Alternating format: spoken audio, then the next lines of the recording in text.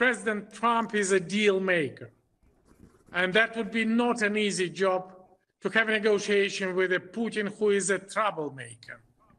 But I'm an optimistic.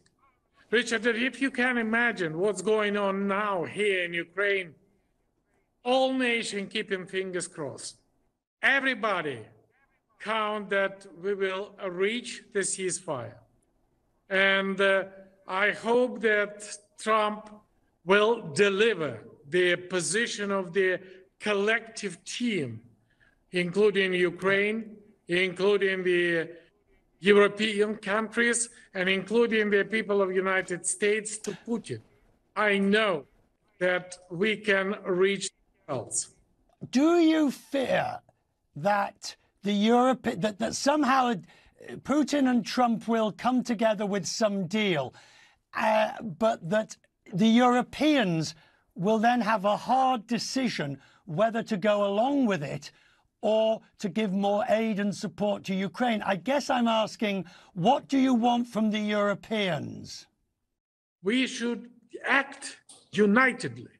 And we have more than enough instrument to make a pressure on Putin. And I want to hear so-called theory of the plan B. If Putin do not accept the demand to stop the war and to declare a ceasefire, it should be plan B, which consists, number one, weapon to Ukraine. This is not only defensive weapon. I want to remind you that our first defensive weapon I, as a president of Ukraine, received from President Trump in the year 2017. But offensive weapon, long-range missile, that Putin understands that he will pay for this, rejecting very high price. Point number two, sanction, including secondary sanction, which stop Putin's ability to finance the war. And he should have no any illusion that he can, by his art of blah, blah, blah, can postpone or suspend this sanction. Point number three, this is the using of the assets, frozen assets, to support financial system, not for the account of the taxpayers' money, but for the Russian frozen assets. Point number four, this is the security guarantee. And the best security guarantee, no matter if it be a member of NATO or not, Article 5 of NATO, very similar with the Finnish style of the security guarantee before Finland started to be the member, is absolutely excellent example. And point number five, this is a support of reform, democracy and freedom of Ukraine, because we need to have free and democratic country, not very similar to Russia, autocratic. Let's talk about the fact that your current status, there are sanctions against you, there are a variety of investigations, and of course there is this martial law concerning travelling abroad.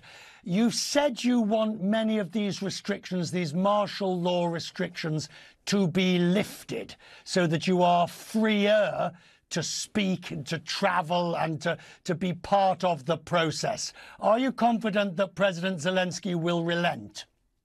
First of all, the whole world now, with the decision of European Parliament, the decision of European Commission, the decision of the Parliamentary Assembly Council of Europe, all the legal opinion said that this is unconstitutional, extrajudicial, sanction, illegal, with a political motivation.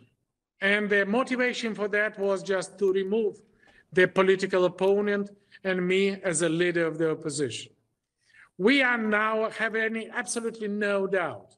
Sanction immediately and now should be cancelled, because this is attack on the democracy.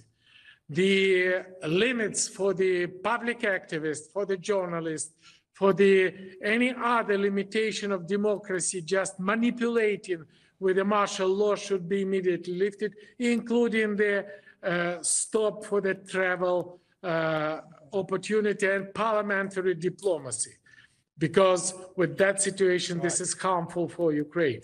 Donald Trump always says, and you negotiated with him and you know him, Donald Trump always says that if he had won the last election, the one he lost to Biden, that this was a war that should never have started. This war would never have started. Do you believe that to be true? And also, do you believe if you had still been president, you would have been able to stave off Putin? I hate the idea to comment what would be if something happened. But I want to deliver you the information. During my presidency, when Ukraine, since year 2014, do not have an army, a modern armed forces, we have a zero army capability. We do not have money. We do not have a coalition. We have just a united team. And I have an honor to be the president of Ukraine.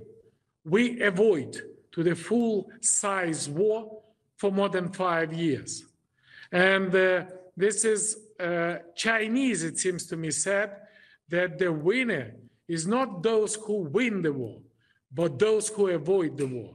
And I'm very much proud that during my presidency, we avoid using Minsk agreement, using the position of our partner of the United States, of NATO, we avoid the war.